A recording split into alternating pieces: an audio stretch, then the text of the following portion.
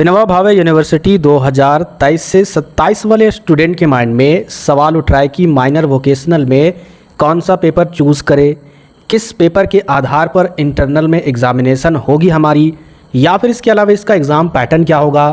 और यहाँ तक मैं आपको बताने वाला हूँ कि इसमें आपका प्रैक्टिकल भी इन्वॉल्व हो चुका है।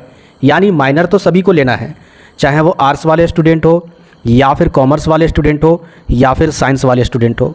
इसका मतलब जैसे पहले साइंस या फिर आर्ट्स के कुछ ही सब्जेक्ट पर ही प्रैक्टिकल होते थे, लेकिन अब यहाँ पर बदलाव हो चुका है भाई, आपका सभी का प्रैक्टिकल होगा और साथ ही साथ एक पेपर में वाइवा भी इन्वॉल्व है। तो इसका मतलब आपको इसके पैटर्न को समझना इम्पोर्टेंट है। क्यों? क्योंकि ये जो पेपर है ना वो सेमेस्टर 8 तक आपको पढ़ना है। सेमेस्टर 8 कौन से ईयर में आता है? तो ये 3rd ईयर में आता है। ठीक है, आपके तीसरे साल के फाइनल सेमेस्टर का जो एग्ज़ाम होगा, क्योंकि एक साल में, ठीक है, एक साल में जो आपका फाइनल सेमेस्टर होता है वो 2 सेमेस्टर मिलाकर होता है। जैसे कि आप दूसरे सेमेस्टर का एग्ज़ाम देने वाले हो तो फर्स्ट और सेकेंड सेमेस्टर को मिलाकर ये 1 साल होगा। इस तरीके से जो आपका 3rd ईयर है, यानी जो आपका फाइनल ग्रेजुएशन वाला एग्ज़ाम होगा उसका लास्ट में भी ये पेपर का एग्ज़ाम देना होगा। तो इस बारे में, इसके चीज़ों के बारे में पूरी डिटेल से समझ लीजिए। यहाँ पर कोई भी एडिटिंग PDF नहीं है, ये ऑफिशियल वीवीओ के साइट में है, सिलेबस वाले सबसे लास्ट में आप जाकर देखिएगा। इसे डाउनलोड भी कर सकते हो, या फिर अगर आपको डाउनलोड नहीं करने के लिए आता है, वीडियो के डिस्क्रिप्शन में व्हाट्सअप ग्रुप का लिंक होगा, ठीक है, व्हाट्सअप चैनल का लिंक होगा, उसे जरूर ज्वाइन कर लीजिएगा। वहाँ पर ये PDF मैं आपको शेयर कर दूंगा, वहाँ से आप हर एक चीज़ यहाँ से देख सकते हो जो आपको यहाँ पर समझ में अगर नहीं आए या फिर एक्स्ट्रा समझना चाहते हो।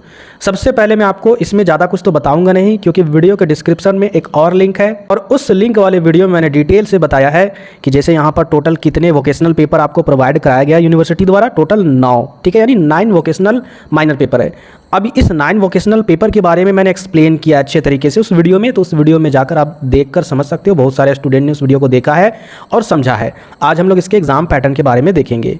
यहाँ पर सबसे पहले आपको समझना होगा, ये जो माइनर पेपर है ना, इसको आपको एग्जामिनेशन फॉर्म भरते समय, जैसे आप एग्जामिनेशन फॉर्म भरोगे या हो सकता है कॉलेज में भी सिलेक्शन यानी सब्जेक्ट सिलेक्शन का भी फॉर्म भराया जाता है। जैसे सेमेस्टर 1 में कुछ कॉलेजेस में भराया गया था, उसी के अकॉर्डिंग एग्जामिनेशन फॉर्म में भी उसी सब्जेक्ट को सेलेक्ट किए थे आप लोग। उसी तरीके से जब सब्जेक्ट सिलेक्शन होगा सेमेस्टर 2 में, तो उस समय आपको ये माइनर पेपर भी चूज़ करने का ऑप्शन दिया जाएगा कि आपको कौन सा रखना है। हालांकि किसी किसी कॉलेज में हो सकता है कि आपको बोल दे कि यही पेपर रखना है सभी को, तो आपको मजबूरी में वही पेपर रखना होगा, क्योंकि ये कॉलेज पर भी डिपेंड करता है। हो सकता है कि किसी किसी कॉलेज में ये वाला नहीं होगा minor vocational course available. Course available कहने का मतलब है ये कंटेंट पढ़ाने वाले वहाँ पर प्रोफेसर नहीं होंगे, या फिर वहाँ पर इसके अकॉर्डिंग कोई भी टीचर या फिर साधन वगैरह नहीं होंगे, तो उस कारण से उस कॉलेज में ये वाले कोर्स नहीं करवाए जाएंगे। तो ये कॉलेज पर भी डिपेंड करता है। लेकिन जहाँ तक मुझे अंदाजा है, एक कॉलेज यानी ST कोलंबस कॉलेज ये सारे कोर्स जरूर आपको प्रोवाइड कराएंगे और चूज़ करने का भी ऑप्शन देंगे। आप इनमें से कोई एक चूज़ कर सकते हो। एक बार जब इसे आप चूज़ कर लोगे तो इसको कम से कम टोटल 8 सेमेस्टर तक आपको पढ़ना है। लेकिन यहाँ पर देखिए कौन कौन सेमेस्टर में पढ़ना है। सेमेस्टर 1 में आपने नहीं पढ़ा, 2 में पढ़ना है, फिर आपको 4 में पढ़ना है, फिर 6 में, फिर 8 में। यानी एक एक सेमेस्टर छोड़कर 1 छोड़ा, उसके बाद 2 में पढ़ा, 3 छोड़ा, उसके बाद 4 में पढ़ा, उसके बाद 5 छोड़ा, फिर 6 में आपने पढ़ा, फिर 7 छोड़ा, फिर 8 में पढ़ा। यानी टोटल 1, 2, 3, 4 सेमेस्टर ये आपको कोर्स करना होगा, यानी 2 साल आपको पढ़ना होगा, जिसे डिप्लोमा भी कहा जाता है किसी चीज़ के एक्सपीरियंस के बारे में। अब यहाँ पर बात कर लेते हैं इसके एग्ज़ाम पैटर्न के बारे में। जैसे आप PDF में नीचे आइएगा, ठीक है, ये सारे कोर्स खत्म हो जाते हैं, उसके बाद फिर आपके सारे कोर्सेज़ का यूनिट वाइज यहाँ पर सिलेबस दिया गया है।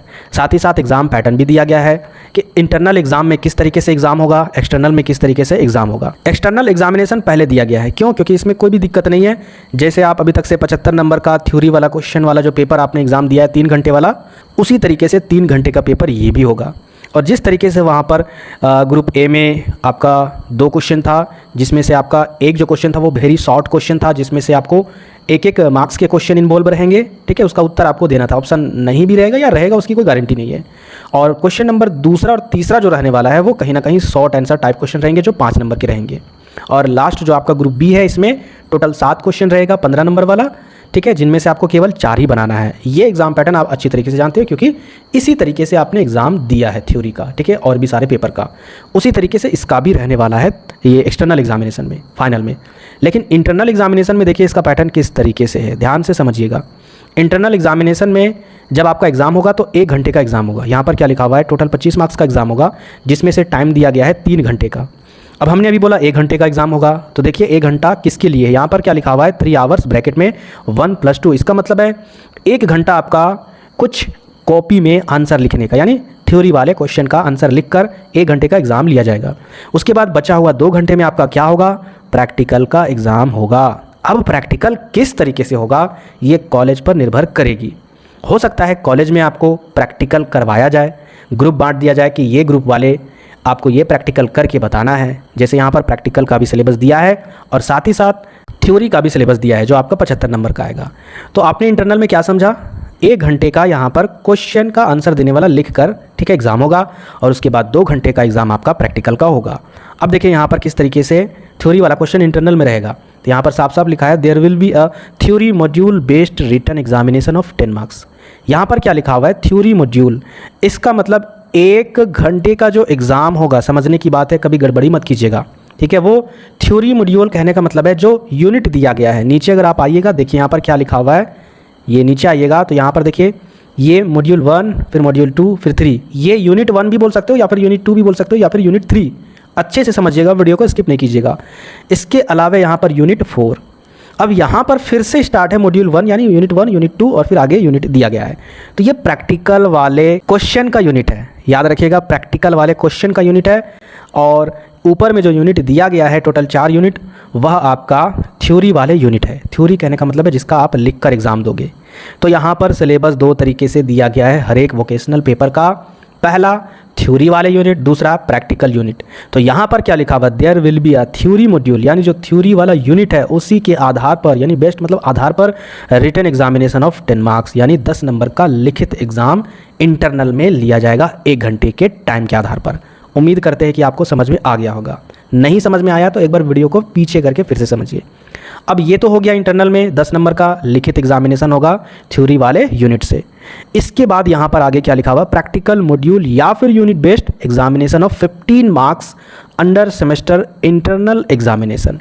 यानी यहाँ पर आपको मैंने क्या दिखाया कि यहाँ पर देखिए ये जो आपका प्रैक्टिकल है, ठीक है, प्रैक्टिकल मॉड्यूल यानी यूनिट, इसके आधार पर आपका 15 नंबर का प्रैक्टिकल एग्ज़ाम लिया जाएगा, जो आपका वहाँ पर प्रैक्टिकल करवाया जाएगा। लैब में प्रैक्टिकल होता है तो उस आधार पर। तो इस प्रकार से 10 नंबर का आपका इंटरनल में थ्योरी बेस्ड एग्जामिनेशन रहेगा लिखित, और 15 नंबर का ये आपका कौन सा यूनिट रहेगा, प्रैक्टिकल वाला यूनिट। टोटल 25 नंबर का इस तरीके से एग्जामिनेशन होने वाला है। पहले क्या था, आपका 5 नंबर का अटेंडेंस के आधार पर दिया जाता था और बचे हुए 20 नंबर का एग्जामिनेशन लिखित लिया जाता था। लेकिन अब ये पैटर्न ख़त्म हो चुका है और ये पैटर्न आपका स्टार्ट हो चुका है माइनर वोकेशनल में। अब यहाँ पर आपके माइंड में सवाल होगा प्रैक्टिकल किस तरीके से होगा। तो देखिए यहाँ पर जब मैंने इस पेपर का देखा, ये जो आपका टूरिज्म एंड हॉस्पिटैलिटी मैनेजमेंट वाला है, तो इस पेपर में अगर आप नीचे आइएगा, ठीक है, नीचे आने के बाद यहाँ पर हो जाएगा ये प्रैक्टिकल वाला है। तो यहाँ पर देखिए लास्ट जो यूनिट है, अलग अलग यूनिट है ना, यहाँ पर देखिए यूनिट 1 में ये सब आपको पढ़ना है, ये मतलब प्रैक्टिकल करना है, कॉलेजेस में होते प्रैक्टिकल, और इसका प्रैक्टिकल करना है। और यहाँ पर देखिए मॉड्यूल 3 में क्या होगा, यहाँ पर PNB का मतलब हो सकता है कुछ फाइल वगैरह कॉपी वगैरह बनाने के लिए दिया जाएगा। लेकिन यहाँ पर जो वाइवा लिखा है, इसका मतलब आपका क्वेश्चन पूछा जाएगा आपको वहाँ पर इस यूनिट के आधार पर क्वेश्चन पूछा जा सकता है, जैसे यहाँ पर प्रैक्टिकल का यूनिट दिया गया है। अब इसके अलावा जितने पेपर है सबका यही पैटर्न होगा, चाहे आप कोई भी वोकेशनल पेपर लो माइनर का, सभी का यही पैटर्न है। आप PDF जब मैं शेयर करूंगा आप देख सकते हो अपने से पढ़कर, और आपको अच्छे तरीके से समझ में आ जाएगा। लेकिन बाकी पेपर में मैंने कहीं नहीं देखा है कि वाइवा होगा। अब इसका मतलब ये नहीं कि डर के मारे बहुत सारे स्टूडेंट जिसमें वाइवा है उसको नहीं लेंगे, ऐसी गलती मत कीजिएगा, ठीक है। जो भी आपके अंदर इंटरेस्ट है उसी को लीजिएगा, नहीं तो फिर एग्जामिनेशन में लिख भी नहीं पाइएगा, उसके अकॉर्डिंग आंसर आप नहीं दे पाइएगा। अब यहाँ पर जहाँ पर वाइवा नहीं है, ठीक है, तो उस सिचुएशन में हो सकता है कि टीचर खुद से वाइवा ले ले, क्योंकि उनको भाई मार्क्स देना है 15 नंबर, ज़्यादा मार्क्स ये है नहीं, लेकिन 15 नंबर आपको मार्क्स देना है। 15 में हो सकता है 12 दे दे, 13 दे दे, या फिर हो सकता है 11 दे दे। तो आपके वाइवा के आधार पर हो सकता है कि कोई टीचर आपको फाइल बनाने के लिए भी बोल सकते हैं, या फिर कुछ क्वेश्चन दे सकते हैं और घर से बोल सकते हैं कि इसका आंसर लिख कर आप फाइल में जमा कीजिए। अलग अलग तरीके से अलग अलग कॉलेजेस में ये सारी प्रक्रिया होती है। इसमें बेनिफिट आपका ही होगा, नुकसान नहीं होगा, टेंशन लेने की कोई भी बात नहीं है। पढ़ाई कर रहे हो तो लिखना होगा, मेहनत करना होगा, पढ़ना होगा। तो उम्मीद करते हैं एग्ज़ाम पैटर्न आप लोग अच्छे तरीके से समझ गए होंगे माइनर वोकेशनल का। और वीडियो जो लिंक है डिस्क्रिप्शन बॉक्स में उसको जरूर देखिएगा, आपको डिटेल से समझ में आ जाएगा कि माइनर वोकेशनल में कौन सा पेपर आपको रखना है या फिर नहीं रखना है। और नए व्यूवर कम से कम वीडियो को लाइक कीजिएगा, ठीक है, सब्सक्राइब कीजिए या ना कीजिए वो आपकी मर्जी है।